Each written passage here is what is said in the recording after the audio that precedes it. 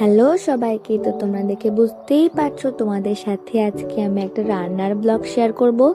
তো আমি খুব একটা ভালো রান্না করতে পারি না যদিও, তাও একটু একটু চেষ্টা করি। কারণ আমার মা আমিষ জিনিসটা খায় না, আমার মা পুরোপুরি ভেজ। তো নন ভেজগুলো আমাকে চেষ্টা করতে হয়, কারণ আমাকে খেতে হবে, তাই আমি নন ভেজ খেতে খুবই পছন্দ করি।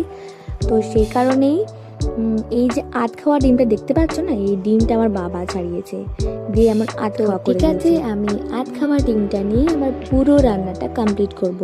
তো আমি আগেই তোমাদেরকে বললাম আমি খুব একটা ভালো রান্না করতে পারি না, তবে আমি খেতে পারি, সেই মতো ভালো রান্না আমি করে নিতে পারি। তবে ডিম রান্না খুব একটা কঠিন না, তাও যারা প্রথম শিখছে আমার মতো তাদের কাছে অবশ্যই এটা কঠিনই। কারণ ছোট থেকে কেউ রান্না বা কোনো কাজ শিখে আসে না, তাকে অবশ্যই সেটা শিখতে হয়।